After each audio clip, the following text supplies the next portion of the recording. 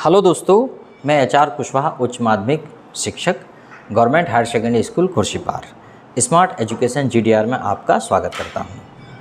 मुझे बहुत ही अच्छा रिस्पांस मिला है आपका, इसके लिए मैं आपका बहुत बहुत धन्यवाद करता हूं। जैसा मैंने सोचा था वैसा वीडियो आपको लाभकारी हैं। इन वीडियो से आपको काफ़ी लाभ मिल रहा है और इसीलिए मैंने सोचा है कि क्यों ना और भी वीडियो आपके लिए बनाए जाएँ। तो ये मेरा नेक्स्ट वीडियो है, इसको भी आप बड़े ध्यान से देखिए।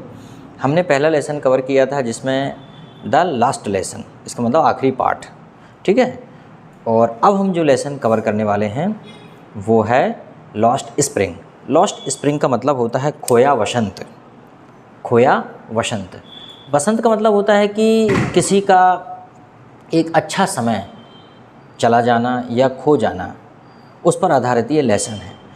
अब इसे कैसे समझें? हम अक्सर बसंत के मौसम को एक अच्छा मौसम मानते हैं, वसंत ऋतु को हम अच्छी ऋतु मानते हैं। जैसे कि आपने देखा होगा कि लोग कहते हैं, एक गाना है, तेरी 2 टकिया की नौकरी में मेरा लाखों का सावन जाए, हाय है ये मजबूरी, हाय है ये दूरी, ऐसा कुछ है। हाय है ये मजबूरी, तेरी 2 टकिया की नौकरी में मेरा लाखों का सावन जाए। इसका मतलब है कि यहाँ पे जो कवि कह रहा है, उसमें जो लेखक है गाने का, कंपोज़र है, वो कह रहा है कि मतलब छोटी सी नौकरी में आदमी का कितना सुकून चला जाता है, चैन चला जाता है। लेकिन यहाँ ऐसी कोई बात नहीं है। यहाँ इस स्टोरी में जो अनीस जंग, जो इसके लेखिका हैं, इन्होंने बच्चों की लाइफ पर फोकस किया है कि किस प्रकार छोटे बच्चों की लाइफ जो है ऐसे ही चली जाती है, बर्बाद हो जाती है, उनको कोई गाइडेंस नहीं मिल पाता, मार्गदर्शन नहीं मिल पाता। ये स्टोरी काफ़ी बड़ी है, इसलिए हो सकता है मैं इसे 2 पार्ट में कवर करूँ। मैं कोशिश करता हूँ कि एक ही पार्ट में कवर हो जाए तो ज़्यादा अच्छा है।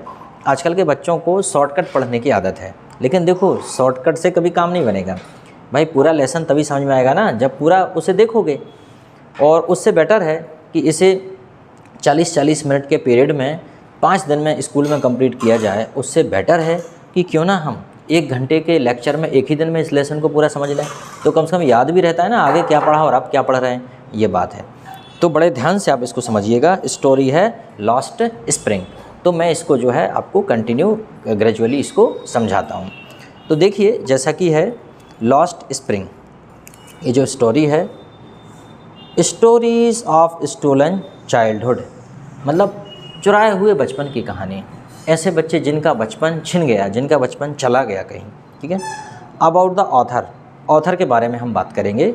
कभी भी हम कुछ भी पढ़ते हैं उसके पहले उसको लिखने वाले लेखक की क्या मंशा है और लेखक का क्या नेचर है, लेखक के डेट ऑफ बर्थ के बारे में, उसकी जो जन्म है उसके बारे में और डेथ के बारे में भी हम जानते हैं, क्योंकि क्वेश्चन इस प्रकार से बनते हैं कि लेखक कौन है इसके, उनका जन्म कब हुआ, इस प्रकार से।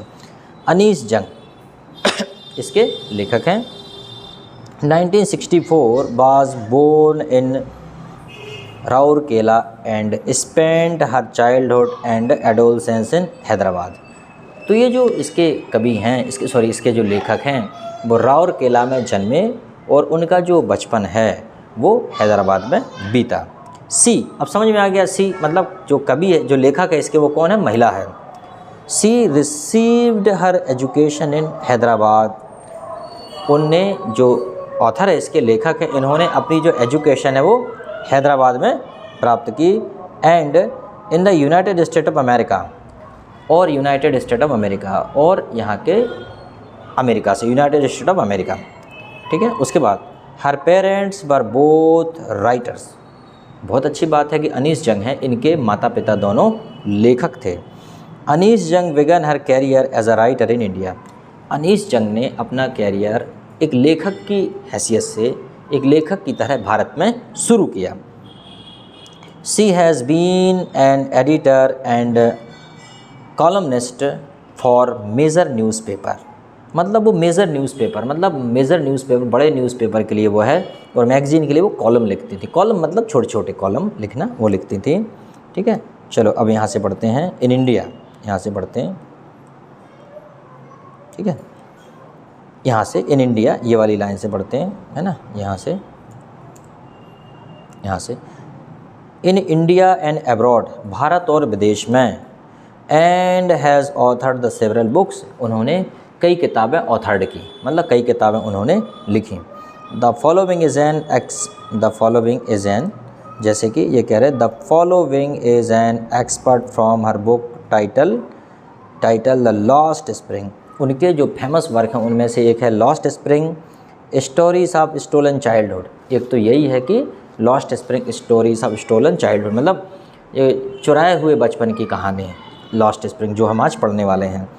Here the see analyse the grinding poverty and traditions. उन्होंने यहाँ पे एक ग्रिंडिंग पॉवर्टी मतलब एक बहुत ख़तरनाक गरीबी, ग्रिंडिंग पॉवर्टी एंड ट्रेडिशंस और परंपराओं के बारे में यहाँ पे बताया, which condemn these children to a life of exploitation, जो कि इन बच्चों को एक एक्सप्लॉयटेशन मतलब उत्पीड़न की ज़िंदगी में धकेल देती है। कंडेम मतलब उनके लिए, कंडेम एक्चुअली होता है आलोचना करना, निंदा करना, जो कि बच्चों को वहाँ पहुँचा देती हैं। ठीक है, चलो अब यहाँ पे कुछ और वर्ड दिए गए हैं। ठीक है, तो जैसे कि लुकिंग फॉर मतलब क्या होता है, देखना। उसके बाद परपेचुअल स्टेज ऑफ पॉवर्टी मतलब कंटिन्यू चलने वाली, परपेचुअल स्टेट मतलब ना मिटने वाली गरीबी। उसके बाद है slog their daylight hours, slog their daylight hours मतलब डेलाइट हॉर्स मतलब उनके दिन, डेलाइट हॉर्स मतलब ऐसे गुजर जाते हैं। ठीक है, डार्क हटमेंट मतलब होता है अंधेरी कोठियाँ जहाँ पे गर्मी रहती है, जहाँ सफोकेशन होता है, ऐसे जो कोठी या कोठरी टाइप की होती है जहाँ पे काम करते हैं, उसके लिए डार्क हटमेंट है। रूफ़ ओवर हिज हेड मतलब अपने छत पर रूफ़ ओवर हेड मतलब अपने छत पर जो है एक छत होना, मतलब कुल मिला के सर के ऊपर छत होना, घर होना। उसके बाद है imposed the baggage on the child, imposed the baggage on the child, imposed the baggage on the child मतलब बचपन में ही बोझा डाल देना, imposed baggage on the child मतलब बचपन में ही बच्चों के ऊपर बोझ डाल देना, ये चीज़ें। चलो अब यहाँ पे अपन यहाँ से लेसन स्टार्ट करते हैं। ठीक है, एनी प्रॉब्लम? तो अच्छे थोड़ा बड़ा फ़ॉन्ट कर लेता हूँ मैं यहाँ से मैं थोड़ा बड़ा फ़ॉन्ट कर लेता हूँ ताकि आपको समझने में आसानी हो। ठीक है, तो यहाँ से करते हैं sometime I find a rupee in the garbage. कई बार मुझे भी कचड़े में पैसे मिल जाते हैं। गार्बेज मतलब होता है कचड़ा। व्हेन यू डू दिस, जब आप ये करते हैं, I ask Saheb whom I encounter every morning scrounging for a gold in the garbage dump of my neighborhood। जब मेरे पड़ोस में एक साहेब नाम का लड़का गार्बेज डंप में जब कुछ ढूंढता है तो मैं उससे पूछती हूँ।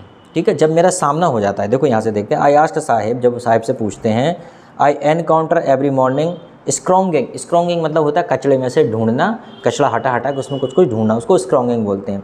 गोल्ड द गार्बेज डंप, जो गार्बेज डला होता है उसमें वो गोल्ड को ढूंढता है मेरे पड़ोस में ही, ये लेखिका कह रही हैं। Saheb left his home long ago, Saheb ने अपना घर बहुत पहले छोड़ दिया है। ठीक है, set amidst the green field of Dhaka. ठीक है, set amidst of green fields of Dhaka, जो ढाका के ग्रीन फील्ड में रहता था। His home is not even a distance memory, his home is not even a distance memory। अभी भी उसका जो घर है उसको बहुत दूर की मेमोरी नहीं है उसके लिए, मतलब अभी भी उसे याद है। There were many storms that swept away their field and homes। ऐसे कई तूफान आए जिन्होंने उनके घर को तबाह कर दिया। swept away मतलब सफा कर दिया, बहा दिया, उड़ा दिया। swept away their fields and homes, उनके घर को। His mother tells him, उसकी मम्मी ने उसे बताया कि ऐसा ऐसा हुआ, उनके घर थे और अब वो उनके घर था और उनका फील्ड था, ग्रीन फील्ड था, अब वो नहीं रहे। That's why they left looking for gold in the big city where he now lives। और इसलिए वो looking for, इसलिए वो खोजते हैं, looking for मतलब खोजने, इसलिए वह सोना ढूंढते हैं, looking for gold big city where he now lives। और जहाँ के बड़े शहर में वो अभी रहते हैं वहाँ के कचड़े में वो सोना ढूंढते हैं। चलो अब नेक्स्ट पैराग्राफ से देखते हैं। I have nothing else to do, मेरे पास करने के लिए कुछ भी नहीं है। ही मटर्स लुकिंग अवे, मटर्स मतलब बुदबुदाता है, मेरे पास करने के लिए तो कुछ भी नहीं है, अब मैं क्या करूँ। और वो दूर देखते हुए बोलता है मेरे पास कुछ भी नहीं करने के लिए, इसलिए मैं ऐसा करता हूँ। अब वो जो लेखिका कहती गो टू स्कूल, आई से ग्लीवली, ग्लीवली मतलब आई से ग्लीवली मैं कहता हूँ, मजाक में कहती हूँ, आई से ग्लीवली मतलब स्कूल जाओ। Realising immediately how hollow the advice must sound. और वो कहती है ग्लीबली, मतलब एक मजाकिया अंदाज में कहती है स्कूल जाओ, जबकि वो कहती है कि मेरी जो real immediately how hollow the advice, उसकी सलाह कितनी खोखली है। वो कहती है, जो लेखिका कहती है कि भाई मैं उससे कहती हूँ स्कूल जाओ, लेकिन वो ये भी जानती कि मेरी सलाह कितनी खोखली है, आखिर मैं उसे स्कूल कैसे भेज सकती हूँ, क्योंकि स्कूल जाने के लिए भाई उसके पास पुस्तकें होना चाहिए, उसके पास पैसे होना चाहिए, और भी बहुत सारी चीज़ें जो स्कूल के लिए ज़रूरी हैं वो उसके पास नहीं है, और फिर स्कूल की फ़ीस होनी चाहिए। चलो ठीक है, फिर उसके बाद है, अब वो कहता है लड़का, there is no school in my neighbourhood, when they build one I will go, when they build one I will go. वो कहता है कि मेरे नेबरहुड में तो कोई स्कूल नहीं है, when they build one I will गो, जब वे बना देंगे, मतलब जब आप बना देंगे स्कूल तो मैं ज़रूर स्कूल में जाऊंगा। हाँ, जब बन जाएगा कॉलोनी में तो मैं जाऊंगा, सॉरी ये कहता हूँ जब कॉलोनी में बन जाएगा तो मैं जाऊंगा मेरे पड़ोस में। If I start a school will you come. लेखिका कहती अगर मान लीजिए मैं स्कूल बनाऊंगी तो आओगे। I asked half joking yes he says smiling broadly. वो बड़ी सी स्माइल दे के कहता है हाँ आऊँगा, आप स्कूल बनाओगी तो मैं आऊँगा। A few days later I see him running up to me. कुछ दिन बाद वो उसके पीछे, वो देखती है कि वो लड़का उसके पीछे भाग रहा है। Is your school ready. कहता है मैडम जी स्कूल तैयार है, आपने कहा था क्या स्कूल आओगे, तो मैं पूछ रहा हूँ इज़ स्कूल रेडी। फिर है अगला, it takes longer to build a school. वो कहती है कि स्कूल बनने में भैया टाइम लगता है। It's takes longer to build a school I say embarrassed at having made a promise that was not meant. वो कहती है कि मैं शर्मिंदा होती हूँ इस बात पे कि मैंने वो प्रॉमिस कर दी उससे जिसका कोई मतलब नहीं है, क्योंकि लेखिका को ऐसा कोई स्कूल बनाना भी नहीं है, वो प्रॉमिस उससे कर दी। But promise like mine abound in every corner of his bleak world. मतलब उसकी इस काली दुनिया बनाने में, उसकी ब्लीक वर्ल्ड मतलब उसकी इस दुनिया में कई लोगों ने उस प्रकार से उससे इस प्रकार की प्रॉमिस की हैं, उससे कई लोगों ने इस प्रकार की उससे झूठे वादे किए हैं उसकी इस दुनिया में, ब्लीक वर्ल्ड। फिर अगला है, after months of knowing him. उसे कई महीनों तक उसे जानने के बाद, I asked him his name. मैंने उसका नाम पूछा। साहिब आलम। ही अनाउंस्ड। उसने कहा मेरा नाम साहिब आलम है। He doesn't know what is the mean. उसे नहीं पता कि उसके नाम का मतलब क्या। उसने कहा मेरा नाम साहिब आलम है। If he new it's meaning Lord of the universe. अगर उसे इसका मतलब पता होता तो इसका मतलब होता है लॉर्ड ऑफ यूनिवर्स, मतलब यह है कि यूनिवर्स का भगवान Sahib Alam. He would have a hard time to believe it. उसे बड़ा मुश्किल होगा यह विश्वास करना। He will have a hard time believe it, मतलब उसे ये विश्वास करना मुश्किल हो जाएगा कि इसका मतलब होता है यूनिवर्स का भगवान। ठीक है। Unaware of what his name parents उसे अनअवेयर वाट हिज नेम रिप्रेजेंट, मतलब वह इस बात से अनवेयर है कि उसका नाम किस बात को रिप्रेजेंट करता है। He roams the street with his friends and army of barefoot boys, मतलब वह अपने दोस्तों के साथ और आर्मी या बेयरफुट बॉय मतलब नंगे पैर चलने वाले लड़कों के साथ वह घूमता है। ठीक है। Who appears like the morning birds and disappear at noon, जो कि सुबह के पक्षियों की तरह दिखते हैं। बहुत सारे बच्चों के साथ मंडली बना के वो घूमता है, जो appears in the morning and disappear in the noon, और दोपहर तक वो सारे के सारे उनका गायब हो जाते हैं, सारे के बच्चे पक्षियों की तरह। Over the month I have come to recognise each of them, और मंथ ख़त्म होते होते तक मैं लगभग उनमें से सभी को पहचानने लगी थी कि कौन क्या, किसका क्या नाम है, कौन क्या करना चाहता है। ठीक है। फिर उसके बाद है, why aren't you wearing chappals. अब लेखिका पूछती क्यों भाई चप्पल क्यों नहीं पहनते। आई आस्क्ड वन, मैंने एक से पूछा क्यों भाई चप्पल क्यों नहीं पहनते। My mother did not bring them down from the self, he answered simply, मतलब वो कहता है मेरी मम्मी ने उनको बहुत दिन से सेल्फ से नीचे नहीं निकाला है, चप्पल को सेल्फ से नीचे निकाला ही नहीं है। Even if she did he will throw them off. और वो कहता है कि अगर उसने ऐसा किया, शी डिड, ठीक है, he will throw them off, अगर उन्होंने ऐसा किया तो वो उनको शेल्फ से उठा के बाहर फेंक देगी। Ads another who is the wearing the shoes that do not match, ठीक है। अनदर मतलब दूसरा कारण, another who is wearing shoes that do not match, अगर कोई जूते पहनता भी है तो वो मैच नहीं करता है, मतलब सूट नहीं करता समाज को, उनकी जो सोसाइटी है। When I comment on it, जब उसने लेखिका ने कमेंट किया, उसे टिप्पणी की, he shuffles his feet and says nothing, वह अपने पैर हिलाता है, मटकाता है, सफल्स मतलब मटकाता है, और सेज नथिंग, और कुछ भी नहीं कहता है। आई वांट शूज़, मुझे जूते चाहिए। Says a third boy who has never owned a pair all his life, एक ऐसा लड़का है जिसने अपने जीवन में कभी भी जूते नहीं पहने हैं, वो कहता है मुझे जूते चाहिए, ठीक है।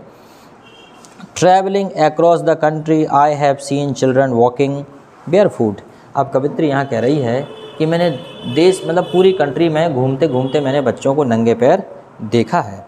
In city on village roads, city में, गांव में, रोडों पर, सड़कों पर। It is not lack of money, ये पैसे की कमी के कारण नहीं है। It is not lack of money, इस वजह से नहीं है कि पैसे नहीं हैं। But a tradition to stay barefoot, परंतु एक परंपरा है स्टे बेयरफुट, कि भैया बिना मतलब नंगे ही पैर रहना, ये परंपरा है, इसलिए शायद उन्होंने जूते चप्पल नहीं लिए। Is one explanation I wonder, मतलब एक परंपरा है, इस एक्सप्लेनेशन से वो बड़ी आश्चर्यचकित हो गई लेखिका कि यार ये तो इनकी परंपरा है। चलो चुके हैं। If this is only an excuse to explain away a perpetual state of poverty, मतलब एक अमिट गरीबी, मतलब एक अवस्था है जो अमिट मतलब ना मिटने वाली गरीबी को प्रदर्शित करता है। मतलब एक ऐसी गरीबी जिसे कहते हैं परपेचुअल पॉवर्टी, मतलब जो पीढ़ी दर पीढ़ी चली आती है, परपेचुअल स्टेट ऑफ पॉवर्टी, मतलब ऐसी गरीबी जो कभी ख़त्म ना होने वाली गरीबी, उसके बारे में बात हो रही है। फिर अगले पैराग्राफ से बस छोटी सी है, ख़त्म होने वाली है।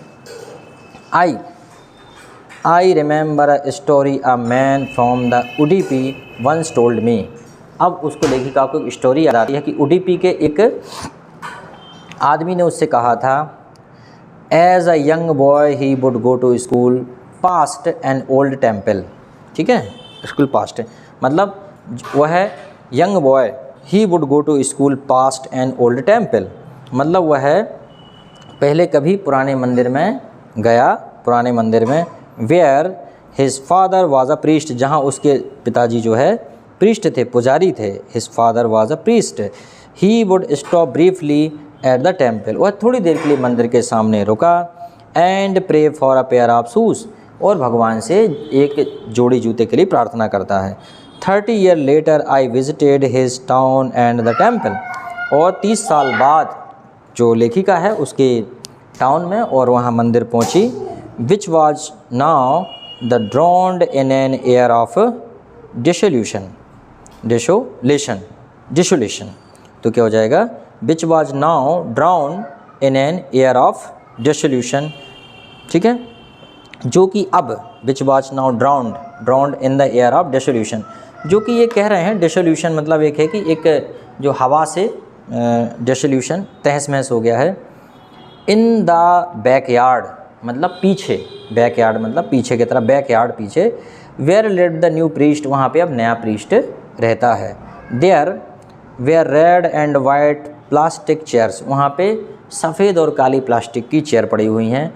या young boy dressed in a grey uniform, वहाँ पे एक यंग बॉय बैठा हुआ है ग्रे यूनिफॉर्म में, बेयरिंग सॉक्स एंड शूज़, मोजे जूते पहने हुए है।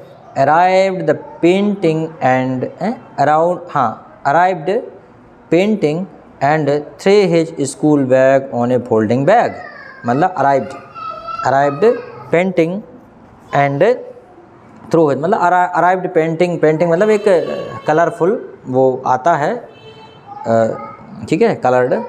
अब कैसे, शूज़ अराइव्ड पेंटिंग मतलब जैसे कोई आता है ना तो लाल पीला सा हो जाता है, तो वैसा कुछ है इसका। And threw his school bag in folding bed, और फोल्डिंग बेड में अपना स्कूल बैग फेंक देता है। Looking at the boy I remembered the prayer another boy had made to the goddess. और अब उसे उस बच्चे की याद आ गई जो प्रेयर कर रहा था। Remember the prayer another boy had made to the goddess, मतलब another boy had made to the goddess, मतलब गॉडेस ने किसी दूसरे बच्चे की प्रेयर को पूरा कर दिया। When he had finally got a pair of shoes, जब उसे फाइनली पेयर ऑफ शूज़ मिल गए। Let me never lose them, और मुझे कभी, मतलब मैं उसको इनको कभी ना खोऊं। The goddess had granted his prayer, और गॉडेस ने उसकी याद, मतलब उसकी प्रार्थना को स्वीकार कर लिया। Young boy like the son of the priest now wore shoes, अब ये जो यंग बॉय, जो प्रीस्ट का जो यंग बॉय है, अब वो जूते को उसने पहन लिया है, ठीक है। But many other like the rag pickers in my neighbourhood, मतलब ऐसे बहुत से कचड़े बीनने वाले हैं मेरे पड़ोस में। Neighbourhood, rag pickers in the neighbourhood remain shoeless, जो कि बिना जूते के ही रह जाते हैं, ठीक है। मेरे पड़ोस में ऐसे कई लोग हैं जो कि बिना जूते के रह जाते हैं या रह रहे हैं, ठीक है। चलो अब हम बात करते हैं आगे अगले पैराग्राफ से, थोड़ा सा जल्दी हो जाएगा, don't worry about that. My acquaintance, मेरे परिचित और मेरे परिचय में। With the barefoot rag pickers leads me to the Seemapuri. अब वो कहती है कि माई एक्वांटेंस, मेरे परिचय में, with the barefoot rag pickers leads me to the Seemapuri, मतलब ये जो बेयरफुट वाले उसे सीमापुरी तक ले गए। लीड्स मतलब उसका नेतृत्व करते हुए ले गए। A place on the periphery of Delhi, मतलब जो दिल्ली है, दिल्ली, उसके परिधि में एक सीमापुरी एक क्षेत्र है, ऐसा सीमापुरी बोलते हैं उसको। Yet the miles away from it, मतलब मीलों की दूरी पर है वहाँ से। At miles away from it. Metaphorically, मतलब कहने को तो मेटाफोरिकली एक मीलों की दूरी पर है, ठीक है, पास की दूरी पर है। Those who lived here are the scattered who came from Bangladesh, ठीक है। स्क्वैटर्स मतलब जो यहाँ, those who lives here are squatters who came from Bangladesh, जो यहाँ पे निवासी यहाँ वहाँ रह रहे हैं, स्क्वैटर ये बांग्लादेशी हैं। बैक इन 1971, और 1971 में जो बांग्लादेश से वापस आए हैं। Sahibs family is among them, और साहिब की जो परिवार है उनमें से एक है, among them. Seemapuri was then a wilderness, Seemapuri was the wilderness, एक प्रकार का बीहड़ था सीमापुरी। उस टाइम जो था सीमापुरी एक बीहड़ था, बीहड़ था। इट बिल्डरनेस में बीहड़, इट स्टिल इज़, ये अभी भी बीहड़ ही है जैसा कि, ठीक है। But it is no longer empty, परंतु अब यहाँ पे भी अब ये खाली नहीं रहा, no longer empty. In structures of mud, यहाँ पे मिट्टी के घर बने हुए हैं, structure of mud with roof of tin, और टीन टप्पड़ के रूफ बना लिए, छत बना लिए, मिट्टी का स्ट्रक्चर खड़ा किया, मिट्टी का, और ऊपर का टीन लगा दिए, ठीक है। And the tarpaulin devoid of sewage, ठीक है, टार्पलिन, और ऊपर एंड टार्पलिन, मतलब टीन का, और टार्पलिन मतलब जो पट्टी जो रहती है ना, पॉलीथीन, जैसे टार्पलिन कहते हैं, तिरपाल कहते हैं, वो वाली, ठीक है। डिवॉइड ऑफ सीवेज की कोई व्यवस्था नहीं है, सीवेज मतलब पानी निकासी की कोई व्यवस्था नहीं है, ड्रेनेज निकासी नहीं है, और रनिंग वाटर, और यहाँ पे कोई रनिंग वाटर भी नहीं है, ठीक है। लिव 10,000 रैग पिकर्स, यहाँ पे 10,000 कचरा बीनने वाले रहते हैं भाई साहब, 10,000। सीमापुरी जो दिल्ली के आसपास की पेरीफेरी का इलाका है वहाँ पे बता रही है। They have lived here for more than 30 years without an identity, वो यहाँ 30 साल से रह रहे हैं बिना किसी आइडेंटिटी के, बिना किसी पर्चे के, वो 3 साल से यहाँ रह रहे हैं। Without permits but with ration card that get their names on voters, ठीक है, नेम्स ऑन वोटर्स, पर उनके पास राशन कार्ड तो है, बिना किसी पहचान के रह रहे हैं, वो कि उन्हें वोटिंग के नाम पे दिया गया है, कम से कम वो वोट कर सकते हैं। List and enable them to buy grain, ठीक है, लिस्ट देम टू इनेबल मतलब उन्हें इतना इनेबल मतलब सक्षम बना दिया उनको इतना कि कम से कम वो राशन तो खरीद सकते हैं। चलो इसको थोड़ा सा मिटा दें, फिर यहाँ से करते हैं grain. Food is more important, food कैसा है, मोर इम्पोर्टेंट है। For survival than an identity, मतलब आइडेंटिटी से ज़्यादा ज़रूरी क्या है, फूड है सर्वाइवल के लिए, आइडेंटिटी से ज़्यादा ज़रूरी है फूड है। If at the end of the day we can feed our families and go to the bed without an aching stomach, और वो कहते हैं कि कम से कम भैया भोजन मिलता है तो हम अपनी फैमिली को खिला के और कम से कम बिस्तर पर बिना पेट दर्द के चले जाते हैं। कम से कम खाली पेट में पेट दर्द होगा, कम से कम हम विदाउट एन एक्टिंग स्टमक, बिना पेट दर्द के कम से कम शांति से सो तो जाते हैं, नींद तो लग जाती है।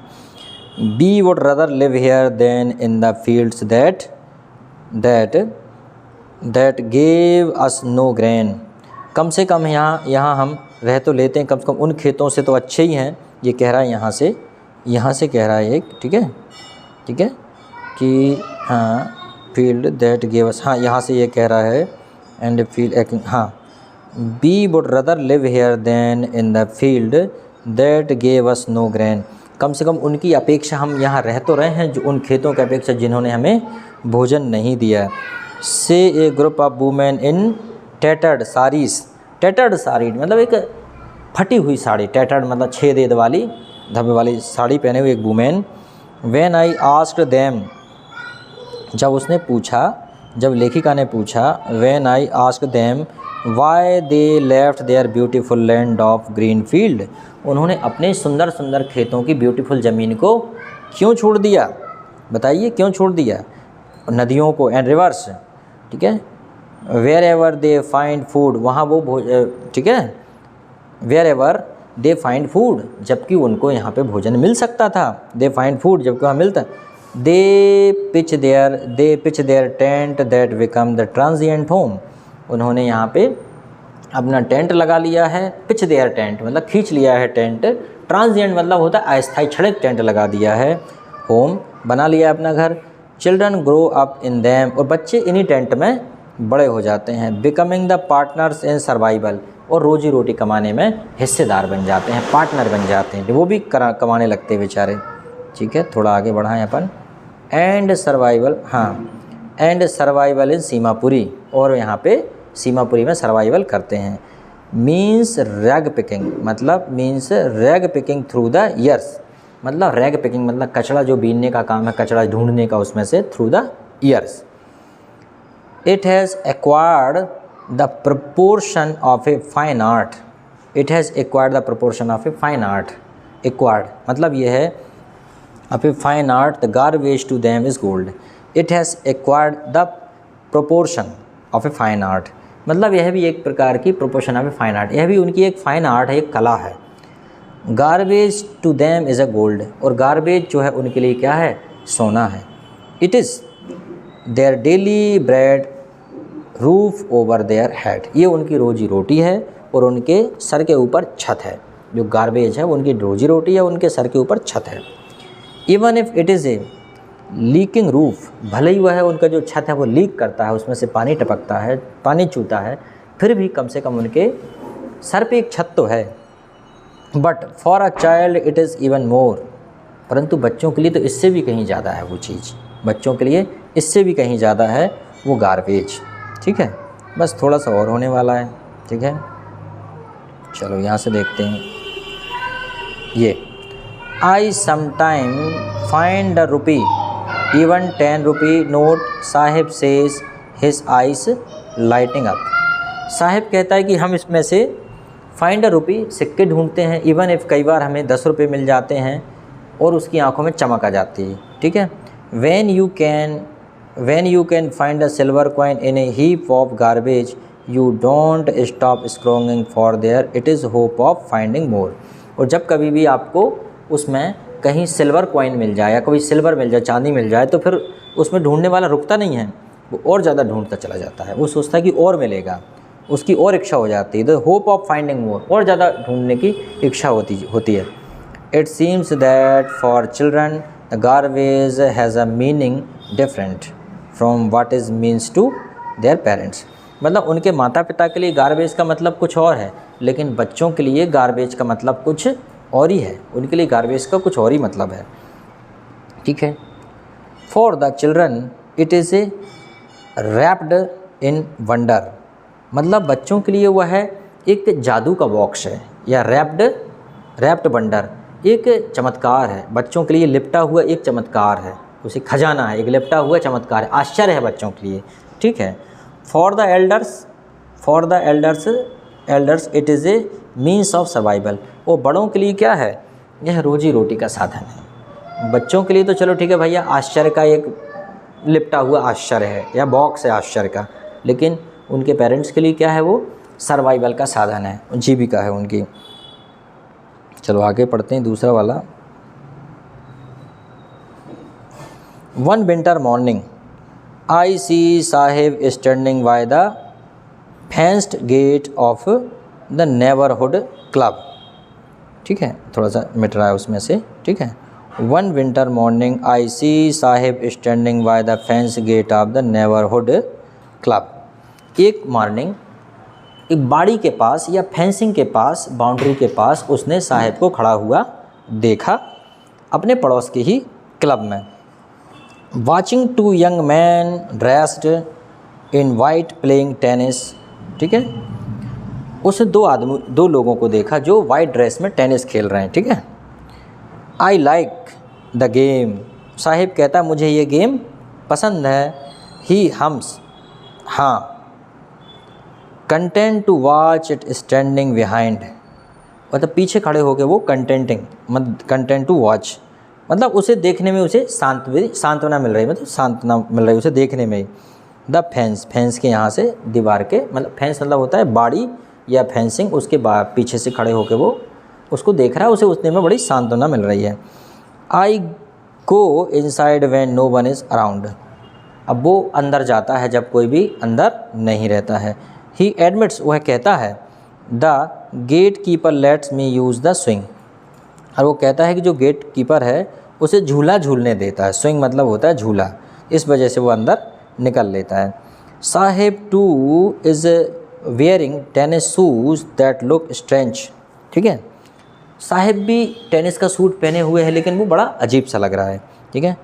Over his discoloured shirt and shorts, ठीक है, इस पर वो क्या करा है, एक डिसकलर्ड अजीब व गरीब कलर की शर्ट पहने हुए है और शॉर्ट्स पहने हुए हैं। Someone gave them to me, किसी ने उसे दिया है। He says in the manner of an explanation, मतलब वह समझाने के अंदाज में ऐसा कहता है कि उसे किसी ने ये दिया है। The fact that they are the discoloured shoes of some rich boy, और ऐसा लगता है कि वो किसी रिच बॉय के डिसकलर्ड शूज़ हैं, ठीक है, discarded shoes of a some rich boy. Discarded मतलब होता है हटाए हुए, डिस्कार्ड मतलब होता है मतलब हटा दिए, डिस्कार्ड मतलब रिजेक्ट कर दिए, तो रिजेक्ट शूज उसको मिल गए, उसको जूते उसको मिल गए, ठीक है, डिस्कार्डेड मतलब ये होता है। Who perhaps refuse to wear them because of a hole in one of them, उन दोनों में से एक जूते में थोड़ा सा छेद हो गया था, इस वजह से किसी बड़े आदमी के बच्चे ने उसे पहनने से इनकार कर दिया, तो वो शूज इसको मिल गए। डज़ नॉट बॉदर हिम, ठीक है, them does not bother him, अच्छा इसे परेशान नहीं करते वो shoes. For one who has the walked barefoot, मतलब जो हमेशा बिना जूतों के चलता है उसके लिए तो ये बड़ी अच्छी चीज़ है। Even shoes with a hole is a dream come true, अगर जो हमेशा बिना जूते के चलता है उसे अगर छेद वाला जूता भी मिल जाए तो बहुत बड़ी बात है कि चलो यार कुछ तो मिल गया। But the game he is watching so intently is out of his reach, परंतु जिस गेम को वो इंटेंटली उस इरादे के साथ देखता है, जिस सोच और समझ के साथ वो देखता है, इरादे के साथ, इच्छा के साथ देखता है, वो उसकी पहुंच से बहुत दूर है टेनिस का गेम, ठीक है। अगला यहाँ से देखते हैं, फिर देखते हैं this morning Sahib is on his way to the milk booth, Sahib milk booth पर मिलता है। In his hand is a steel canister, उसके हाथ में स्टील का एक कनिस्तर है, इसके स्टील की एक डब्बा है या जिसे केतली का है, केतली जैसे बोलते हैं। I now work in A tea stall down the road, वो कहता है कि ये रोड के नीचे यहाँ पे एक चाय की दुकान है, वहाँ पे वो काम करने लगा। ही says the painting in the distance, pointing in the distance, मतलब वो है मतलब पॉइंटिंग दूरी को जल्दी से कवर करते हुए वो लेखिका को बता देता है कि मैं यहाँ के चाय की दुकान में काम करता हूँ, पॉइंटिंग इन द डिस्टेंस से। I am paid 800 rupee and all my meals, मुझे 800 रुपये मिलते हैं, मुझे दिए जाते हैं और खाना दिया जाता है। Does he like the job, क्या उसे जॉब पसंद है? आई आस्क्ड, लेखिका उससे पूछती है। His face I see has lost the carefree look, मतलब उसके चेहरे पर से जो निसंकोच या निर्भयता या जैसे कहें कि गैर जिम्मेदारी का जो लुक था वो जा चुका था। गैर जिम्मेदारी वाला जो लुक था उसके चेहरे पे, जो भाव थे गैर जिम्मेदारी के, वो जा चुके थे। The steel canister seems heavier than the plastic bags he would carry on lightly, ठीक है। मतलब जो स्टील का जो कनिस्टर है वो उसके कंधों पे टांगने वाले जो प्लास्टिक का बैग था उसकी तुलना में ज़्यादा हैवी लग रहा है। जब वो कचरा बीनता था या उसमें से कुछ चीज़ें ढूंढता था तब भी उसके कंधे पे बैग होता था, लेकिन वो कम वेट का लगता था, लेकिन जो चाय की दुकान का जो कनिस्टर है वो उसको ज़्यादा भारी लग रहा है और इसे जिम्मेदारी में फंस गया वो कुल मिला के, कि उसे केयर फ्री लुक चला गया। Over shoulder, the bag was his, जो बैग उसका था। The canister belong to the man who owns the tea shop, और कनिस्तर तो भैया उसका है जिसकी चाय की दुकान है, साहिब का थोड़ी है। Saheb is no longer his own master, और साहिब अब क्या है, no longer his own master, और साहिब अब अपना मालिक खुद नहीं रहा, अब वो किसी के यहाँ काम करने लगा, ठीक है। अब अगली स्टोरी है I want to drive a car, थोड़ा सा देख लेते हैं।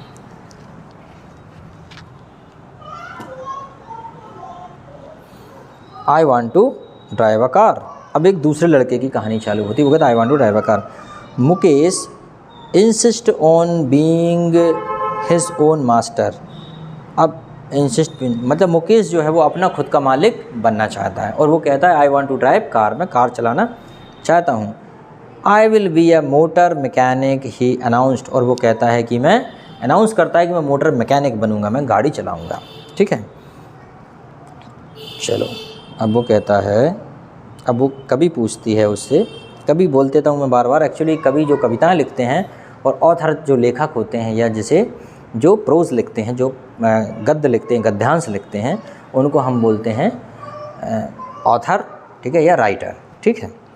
तो चलो ये वाला यहाँ से, do you know anything about car, क्या तुम कार के बारे में कुछ जानते हो? आई आस्क्ड, मैंने पूछा आप कार के बारे में कुछ जानते हो? I will learn to drive a car, अब वो कह रहा है मैं कार चलाना सीखूँगा। I will learn to drive a car, I will learn to drive a car, वो कह रहा है मैं कार चलाना सीखूँगा। चलो अब आगे देखते हैं।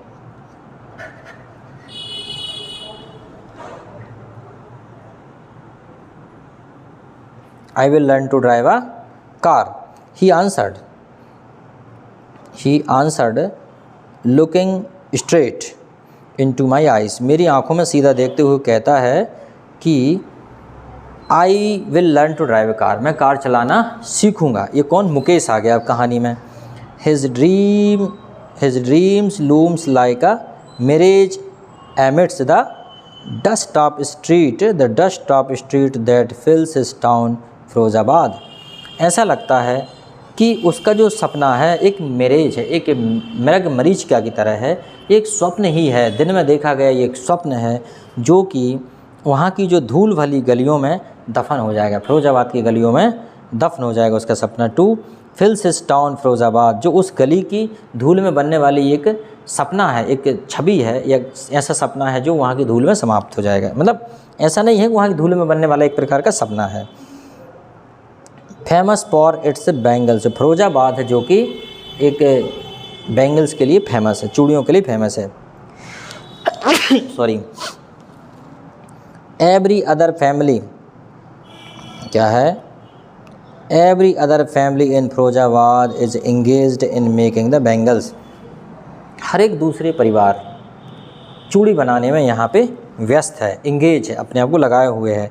It is the centre of India's glass blowing industry, यह है मध्य भारत का ग्लास ब्लोइंग इंडस्ट्री है, मतलब कांच का बड़ा कारखाना है। Glass blowing industry where the families have spend where the families have spend the generation working, मतलब यहाँ परिवार अपने पीढ़ियों से काम कर रहे हैं, पीढ़ियों से। अराउंड द फर्नेस मतलब फिनिशिंग करते हैं, फिनिशिंग होते निखारते हैं। बिल्डिंग ग्लास, कांच को जोड़ते हैं। Making bangles for all the women in the land it seems, मतलब ऐसा लगता है कि यहाँ की ज़मीन पर महिलाओं के लिए सिर्फ चूड़ियाँ ही बनाई जाती हैं। ठीक है। अब Mukesh family is among them, अब मुकेश का परिवार यहाँ से है, चूड़ियाँ बनाने वाला। अभी किसका परिवार था? जो कचड़े बीनने वाले का। अब मुकेश का परिवार यहाँ से है, कहाँ? जहाँ चूड़ियाँ बनती हैं, फिरोज़ाबाद के एक ऐसे एरिए से है। ठीक है। Mukesh family is among them, Mukesh का परिवार उनमें से है। None of them knows, know मतलब कोई नहीं जानता। None of them know that is illegal for children like him to work in the glass industry, मतलब कोई नहीं जानता कि बच्चों के लिए इस प्रकार की इंडस्ट्री में काम करना कितना घातक है, कितना अवैध है, कितना इलीगल है। ठीक है। लेकिन फिर भी क्या करें, करवा रहे काम कराने वाले लोग बदमाश। ठीक है। ठीक है। जैसे कि ग्लास फर्निश बिल यहाँ से है, children like him to work in the glass furnace with high temperature in dingy cell. Dingy cell का मतलब होता है अंधेरी वाले छोटे छोटे घर। Dingy cell without air and light that the law if enforced could get him and all those 20,000 children out of the hot furnace where they slog their daylight hours, मतलब जहाँ पे ये कह रहे हैं कि ऐसा कोई नियम नहीं है कि इन बच्चों को इन अंधेरी गुफाओं से, इन अंधेरे घरों से बाहर निकाला जाए, जहाँ वो अपना डेलाइट मतलब पूरा दिन गुजार देते हैं। देयर डेलाइट हॉर्स, अपने दिन भर गुजार देते हैं। Often losing the brightness of their eyes, अक्सर अपनी आँखों की चमक खो देते हैं। Mukesh eyes beam as he volunteer to take me home, Mukesh eyes beam as he volunteers, Mukesh की जो आँखें थीं वो ऐसी थीं जैसे कि एज अ वॉलंटियर, एक स्वयं सेवक की तरह वो मुझे अपने घर ले गईं। Which he proudly says is being rebuilt, which he proudly says is being rebuilt, और उसे वो गर्व से मतलब कहता है, proudly says he being rebuilt, कि मतलब वो फिर से कुछ अच्छा करेगा। We walk down the stinking lanes, stinking मतलब कीचड़ से सनी हुई या कंजस्टेड, स्टिंकिंग सेल्स जो लेन है गलियों में, लेंस मतलब गलियों में जो है हम गए, ये कह रही है लेखिका कि stinking lanes choked with garbage, choke मतलब जहाँ तहाँ गार्बेज के ढेर लगे हैं, choked with garbage. Past home that remain halls with crumbling walls, वो पुराने घर जहाँ पे क्रम्बलिंग तिड़की हुई फटी हुई दरारों वाली टूटी फूटी दीवारों वाले घर हैं। बॉबी डोर्स, खुले हुए दरवाजे हैं, wobbly doors. No windows, window का कोई काम ही नहीं है, खिड़की विड़की होती नहीं है। क्राउडेड विथ फैमिलीज़, परिवारों से भरी हुई है, बहुत ज़्यादा जनसंख्या है। ह्यूमन्स एंड एनिमल्स कोएक्सिस्टिंग इन, मतलब कोएक्सिस्टिंग मतलब कोएजुकेशन क्या होता है, एक साथ लड़का लड़की पढ़ते उसे कोएजुकेशन बोलते। कोएक्सिस्टिंग मतलब होता है साथ में रहना, मतलब जहाँ जानवर और इंसान साथ में रहते हैं। ये प्राइमेवल स्टेट मतलब एक ऐसा क्षेत्र है जहाँ पे प्राइमेवल स्टेट, जहाँ पे जानवर और इंसान साथ साथ रहते हैं। He stop at the door of one such house, और ऐसे ही किसी भी घर के सामने जो लेखिका है वो रुकती है। Banged A Bobby iron door with his foot, और वो लड़के ने लात मार के दरवाजे को धड़ाक से खोल दिया, क्योंकि गरीबों के घर ऐसे रहते हैं कि मान लो टीन का गेट है तो उसने लात मार के गेट को धड़ाक से खोल दिया। एंड पोस्टेड ओपन, और उसे धक्का मार के खोल दिया। B enter a half built सेक, अब वो कह रहे हैं कि हम आधे से बने घर में हम जाते हैं आराम से, half built shack. In one part of it, in one part of नाम, इसके एक हिस्से में हम इसमें प्रवेश करते हैं। Thatched with dead grass. Thatched मतलब छप्पर को छा देते हैं ना, छा देते हैं ऊपर से। जैसे गाँव में आपने देखा होगा कि छप्पर को ऐसे, जैसे घर का जो ऊपर रहता है तो कच्ची जो झोपड़ी टाइप के रहती है उनको घास फूस छा देते हैं ऊपर, जिससे अंदर धूप नहीं पड़ती, पानी भी नहीं घुसता। कई बार अच्छा टाइट लगाते हैं तो पानी भी नहीं घुस पाता है, पर ज़्यादा बारिश में चला जाता है। Is a firewood stove over which sits a large vessels. वहाँ पे एक चूल्हा था। फायरवुड स्टोव मतलब होता है लकड़ी का चूल्हा था जिस पे बड़ा सा बर्तन रखा हुआ था। ऑफ सिजलिंग स्पिनिच लीव्स, जिसमें पालक की पत्तियाँ पक रही थी, मतलब पालक, स्पिनिच मतलब पालक पक रही थी। On the ground in large aluminium platters और मोर चॉप्ड वेजिटेबल्स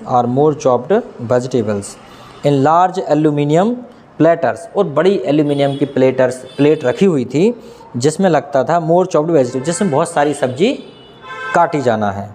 मोर चॉप्ड वेजिटेबल है, बहुत सारी सब्जी कटी रखी हुई है, ठीक है।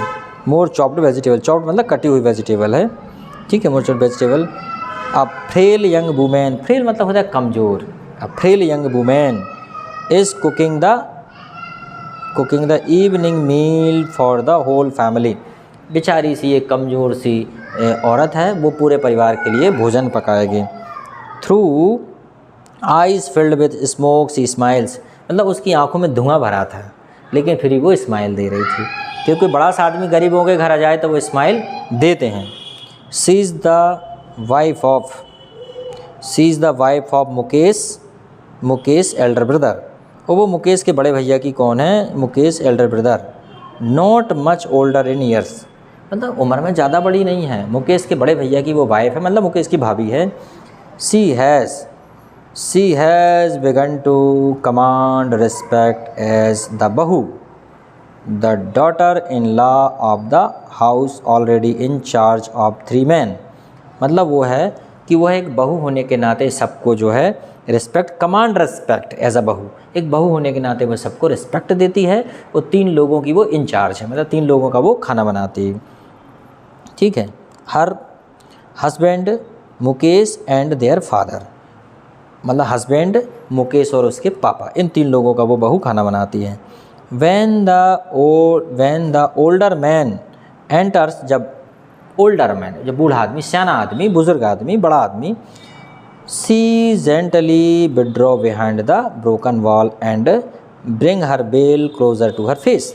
तो अक्सर देखा होगा कि जब भी उसके जो पिताजी हैं, मतलब मुकेश के, जब वो आते हैं तो वो एक टूटी हुई दीवार के पीछे चली जाती है बेचारी, और अपना जो सिर है वो पल्लू से ऐसे ढक लेती है, रिस्पेक्ट देने के लिए अक्सर ये पर्दा प्रथा चलती है। As custom demands daughter in law must veil their face before male elders, मतलब पुरुष जो बड़े होते हैं, बड़े पुरुषों के सामने ऐसी परंपरा है कि महिला को अपना फेस ढक लेना चाहिए, ऐसी परंपरा है, ठीक है।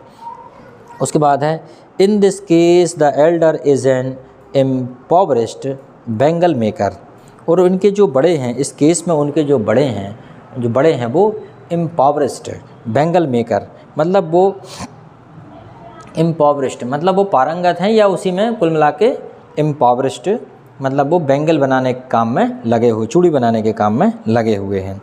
Despite long year of hard labour the first as a tailor then a bangle maker, और उसके जो पिताजी हैं मुकेश के, उसने इतने वर्षों में पहले वो टेलर बने, उसके बाद वो बैंगल मेकर बने, चूड़ी बनाने वाले बने। He has failed to renovate a house, मतलब वह है अपना घर बनाने में भी सक्षम नहीं हो पाए। Send his 2 sons to school, अपने 2 ना ही अपने बच्चों को स्कूल भेज पाए। All he has managed two is teach them watt he knows, सिर्फ वो वही सिखा पाए अपने बच्चों को जो कि वो जानता है, जैसे कि वो चूड़ियाँ बनाना जानता है तो उसने अपने बच्चों को भी सिखा दिया। The art of making bangles, मतलब चूड़ी बनाने की कला, यही उसने उनको सिखा दी। अब उसके बाद है इट इज़ हिज कर्म हिज डेस्टिनी, यह उसका कर्म है, यही उसकी किस्मत है। Says Mukesh grand mother who has watched her own husband go blind with the dust from the polishing the glass of bangles। यह उसकी मुकेश की दादी का कहना है कि मुकेश की मम्मी का कहना है कि उसने किस प्रकार, ये कौन कह रहा है, the watched the husband to blind, grandmother जो उसकी दादी कह रही हैं कि किस प्रकार उन्होंने अपने पति को अंधा होता देखा, क्योंकि कांच के जो आभूषण हैं या कांच की चूड़ियाँ उसे पॉलिश करने में वो किस प्रकार अंधे हो गए। Can a God given lineage over be broken ever be broken, क्या भगवान ने ऐसी हमें गरीबी दी है जो कभी टूट नहीं सकती, can never be broken. She implies born in the caste of bangle maker, वो इस बात के लिए कहती है, she implies born in the caste of bangle maker, वो कहती है कि हमें मतलब बैंगल मेकर चूड़ी बनाने वालों के घर में ही जन्म दिया भगवान ने, bangles maker.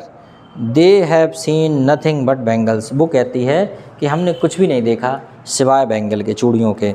In the house the yard the every other house every other yard every street in Firozabad, हर कहीं घर में, हर दूसरे घर में, हर दूसरे गलियारे में, हर दूसरी गली में चूड़ी और चूड़ी, ठीक है।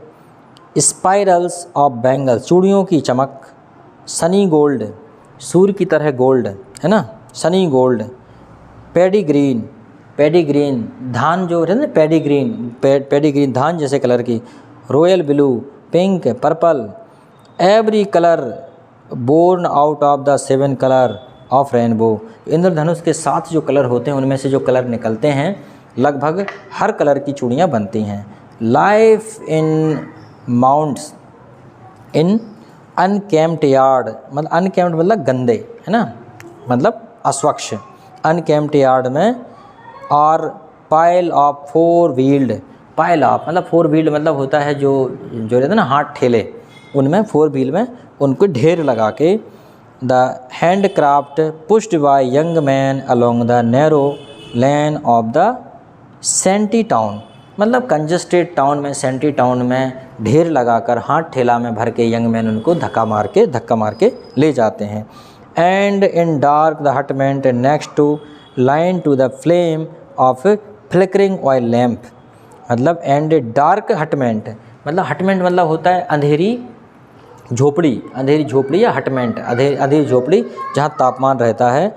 Next two lines of flames, और दूसरा फ्लेम के सामने, फ्लिकरिंग मतलब हिलने वाली, चमकने वाली या हिलने वाली, फ्लेम मतलब ज्वाला के सामने। ऑयल लैम्प की ज्वाला के सामने। सिट बॉयज़ लड़के बैठते हैं, एंड गर्ल लड़का लड़कियां बैठते हैं। With their father and mother welding pipes of coloured glass into circle, मतलब उनके जो कलर्ड ग्लास हैं, कांच हैं, उनको सर्किल में उनके मम्मी पापा जोड़ते हैं और बच्चे भी जोड़ते हैं। Bangles their eyes more adjusted to dark than to the light outside, मतलब बाहर के लाइट की अपेक्षा उनकी आँखें अंधेरे के लाइट की में ज़्यादा एडजस्ट हो चुकी हैं। That is why they often end up losing their eyesight before they become adult, और इसलिए वो वयस्क होने से पहले ही अपनी आई साइट को खो देते हैं। ठीक है, चलो अब अपन अगला पढ़ते हैं पैराग्राफ, थोड़ा सा और बचा होगा। देखो मैंने जब बनाने में इतनी मेहनत कर ली जबकि मुझे आवश्यकता नहीं है, ठीक है। मैं तो देखो भाई एक गवर्नमेंट टीचर हूँ, मैं तो चाहता हूँ आप बच्चों का भविष्य बने, मुझे तो बढ़िया अच्छी खासी सैलरी मिलती है और मैं देखो वीडियो बना रहा हूँ आपके लिए। तो आप जब मैं मेहनत कर सकता हूँ सफल होने के बाद, तो आप मेहनत क्यों नहीं कर सकते? आपको तभी सफल होना है, ठीक है। इट्स अप टू यू, आपके ऊपर है। मुझे नहीं लगता कि आप में से कोई इतनी हिम्मत जुटा पाएगा कि पूरी वीडियो देख ले, लेकिन देख ले तो कमेंट्स करना है, बहुत बड़ी बात है। चलो, सविता या young girl in a drab pink dress, मतलब एक जिसका कलर निकल गया, ड्रैप पिंक ड्रेस मतलब जो धुंधली पिंक ड्रेस में सविता ये यंग गर्ल है। सिट्स अलोंग साइड, जो बाजू में बैठी है। एन एल्डरली वुमेन, एक बड़ी महिला के बाजू में बैठी है। सोल्डरिंग पीसेस ऑफ ग्लास, मतलब ग्लास के टुकड़ों को सोल्डरिंग कर रही है, चिपका रही है। As her hands moved mechanically like the tong of the machine, उसके हाथ बड़ी मशीन की तरह, मशीन की टोंग की तरह खटखट खटखट चल रहे हैं। I wonder if she knows the sanctity of the bangles she helps make. I know, I wonder, मुझे आश्चर्य है, सी नोज द सेंक्टिटी, मुझे आश्चर्य है, आई वंडर, मुझे आश्चर्य हुआ कि वह चूड़ियों की पवित्रता, सेंक्टिटी को जानती है, पवित्रता को जानती है। सी हेल्प्स मेक्स, और जिसकी जो वो बना रहे, जिसकी मदद से ये चूड़ियाँ बनाई जा रही हैं, क्या उसकी वो सेंक्टिटी, उसकी पवित्रता को वो जानती है। It's symbolise an Indian women सुहाग, यह भारतीय महिलाओं का सुहाग का प्रतीक है। आस्पिशियसनेस, मांगलिक, आस्पिशियसनेस मांगलिकता का प्रतीक है। इन मैरिज, और शादी में ये मांगलिकता का प्रतीक है। It will down on her suddenly one day when her head is draped with a red evil. It will dawn on her suddenly. It will dawn on her suddenly one day when her head is trapped with a red. और ये it will dawn मतलब यह है तब खुलासा होगा या तब पता चलेगा, या तब पता चलेगा कि जब वह एक दिन लाल कफन में head is draped with a red veil, और जब वह लाल उसका जो है मतलब लाल पर्दे में उसका जो है सिर ढका जाएगा। Her hands dead red with हैना, और उसके जो हाथों में लाल लाल हैना मेहंदी लगाई जाएगी। And red bangles rolled on to her wrist, और लाल लाल जो चूड़ियाँ हैं उसकी कलाइयों में पहनाई जाएंगी। She will then become a bride, और तब वह दुल्हन बन जाएगी। Like the old women beside her who, जो कि वैसी वुमेन, जो ओल्ड महिला जो उसके बाजू में बैठी है वैसी। Become one many years ago, जो कि बहुत सालों पहले वो दुल्हन बनी थी।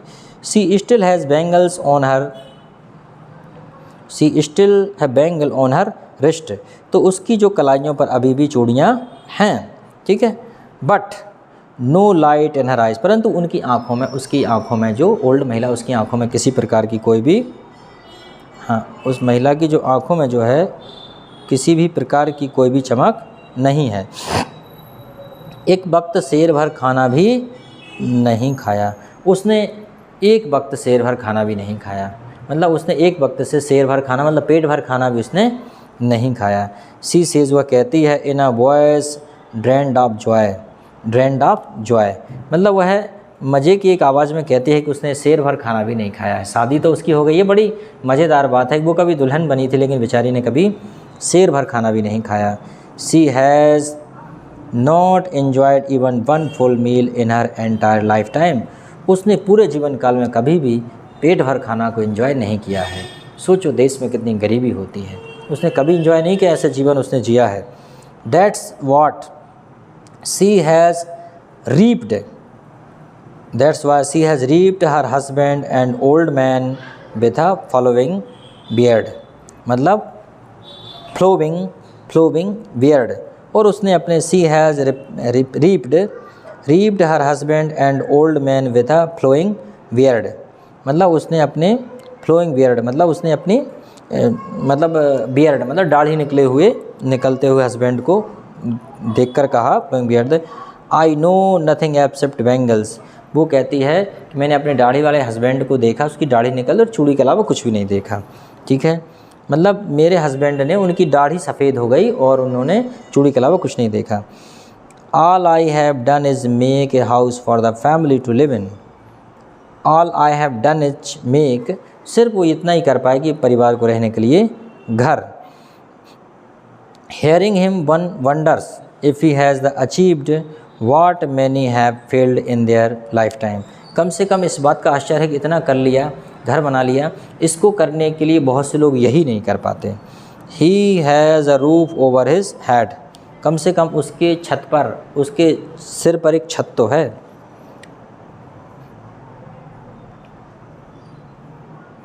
The cry of not having money, the cry क्या लिखा है, sorry, the cry of not having money to do anything except carry on the business of making bangles, मतलब इस बात के रोने के लिए कि उनके पास ज़्यादा पैसे नहीं हैं, इससे अच्छा वो बैंगल के काम में लगे रहते हैं। Not even enough to eat, उनके पास भले ही पर्याप्त खाने को ना हो। रिंग्स इन एवरी होम, हर घर में rings in every home.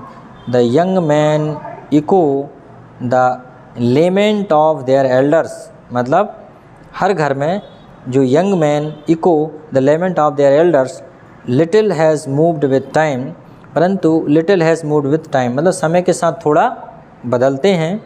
It seems in Firozabad, ऐसा लगता है फिरोज़ाबाद में, years of mind numbing toil have killed all the initiatives and the ability to dream.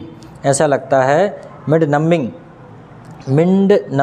Years of mind numbing मतलब कई वर्षों से फिरोज़ाबाद में have killed all the initiative मतलब जैसे फिरोज़ाबाद में सब सपने और इनिशिएटिव मतलब किसी भी शुरुआत करने को जैसे मार दिया गया हो, जैसे सब मर चुका हो, बस एक ही चीज़ में लोग लगे रहते हैं, चूड़ी और चूड़ी बनाना। बस थोड़ा सा और है, वाई नॉट ऑर्गेनाइज, ठीक है, yourself into a cooperative मतलब आप लोग सब इकट्ठे क्यों नहीं होते हैं, cooperative. Ask a group of young man who have fallen into the vicious circle of middleman. और वो कह रही है कि आप ऐसे कोई संगठन क्यों नहीं बनाते, तो उन लोगों के ग्रुप में गई जो कि मिडिल मैन के जो बिचौलिए होते हैं, मिडिल मैन उनके विशियस मतलब जो चापलूस लोग हैं उनके चक्रों में फंस गए। मिडिल मैन मतलब होता है बिचौलिए के चक्रों में फंस गए। Who trapped their fathers and forefathers, who trapped their fathers and forefathers, जो अपने जिन्होंने उनके ट्रैप मतलब पकड़ रखा है, वो ऐसे बिचौलियों के चक्रों में आ गए जिन्होंने उनके पिताजी और दादाजी को भी फंसाए रखा है। Even if we get the organised we are the one who will be hauled up by the police. और वो कहते हैं कि हम इकट्ठे भी हो जाते हैं लेकिन हॉल्ड बाय द पुलिस, उन्हें पुलिस के द्वारा हड़कार के भगा दिए जाते हैं। Beaten and dragged to jail for doing something illegal.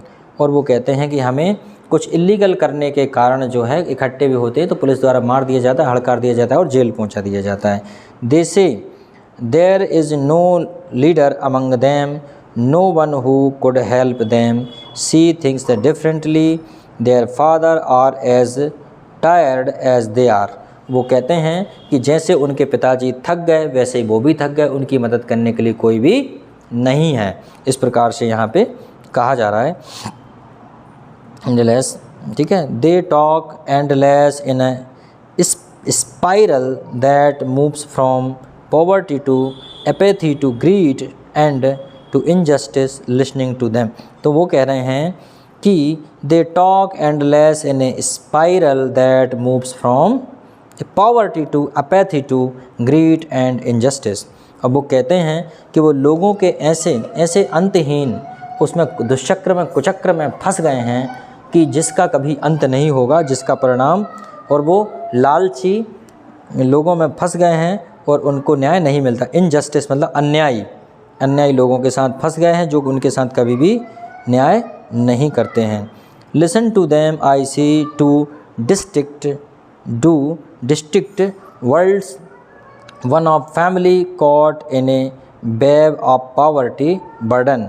और वो कहती है आई सी टू डिस्ट्रिक्ट मतलब ऐसे 2 डिस्ट्रिक्ट उसने उसे देखे जो कि world one of the family caught in a wave of poverty burden मतलब कुछ ऐसे घर हैं जो पॉवर्टी के बर्डन में फंस गए हैं। ठीक है, बस मुझे लगता है लास्ट ही है ये, इसके बाद फिर नहीं है। ठीक है, तो ये लास्ट स्टेंज है, इसको पढ़ लेते हैं। ठीक है, ये लास्ट और है। ठीक है, बाय द स्टिग्मा ऑफ यहीं से है ना,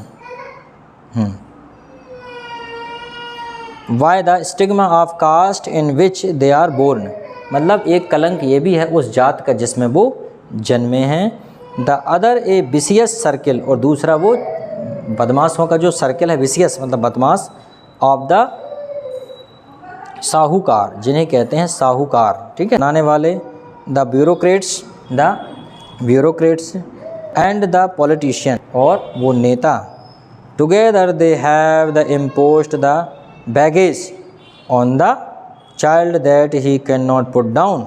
ठीक है, together they have the imposed the baggage on the child that he can not put down मतलब वह बच्चों के ऊपर ऐसा बोझ रख देते हैं जिसे कभी भी नीचे नहीं उतारा जा सकता।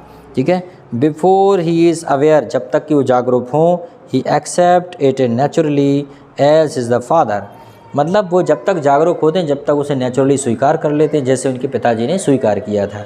क्योंकि अक्सर देखा है लोग जो है चीज़ों को समझ नहीं पाते हैं और पीढ़ी दर पीढ़ी पुरानी चली आ रही परंपराओं को ढोते रहते हैं बिना उसमें वैज्ञानिक तर्क को खोजे। ये बड़ी समस्या है।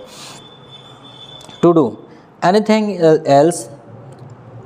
Else would mean to dare. Anything else would mean to dare, सब कुछ होने का मतलब है, ये सब करने का मतलब साहस। And daring is not part of his growing up, मतलब साहस उनमें उनके बढ़ने का हिस्सा नहीं है। जब वो ग्रो होते हैं, बड़े होते हैं, तो उसमें साहस होता ही नहीं है। When I sense A flash of it in Mukesh I am cheered. जब मैंने मुकेश में एक फ्लैश देखा, एक चमक देखी या कुछ नया करने की सोची, तो मुझे मैं खुश हुई। वो लेखिका कहती है, I want to be a motor mechanic. He repeats he will go to a garbage and learn but the garage is a long way from his home. वो कहता है कि मैंने क्या बोल दिया, he will go to garage and learn. वो कहता है मैं गैरेज में जाऊंगा और सीखूंगा, परंतु गैरेज उसके घर से काफ़ी दूर है। देखो काफ़ी टाइम हो गया तो मैं भी कुछ थोड़ा मिस्टेक कर देता हूँ पढ़ने में, क्योंकि काफ़ी देर हो गई पढ़ाते हुए मुझे, मैं भी थक गया। I will walk he insist, वह कहता है कि मैं जाऊंगा। Do you also dream of flying a plane, क्या तुम में फ्लाइंग उड़ाने का भी ड्रीम है? ही इज़ सडनली साइलेंट, वो चुप हो जाता है। No he says the starting at the ground in his small murmuring there is and the embarrassment that has not yet turned into regret. मतलब वो कहता है नहीं, शुरू में जो है that no he says starting at the ground, बोले ज़मीन से शुरू करूँगा। In his the small murmuring, छोटी उसकी मरमर मतलब बुदबुदाहट के साथ। देयर इज़ एन एम्ब्रेसमेंट, वो थोड़ा शर्मिंदा होता है। That has not yet turn into regret, परंतु वो पछताता नहीं है।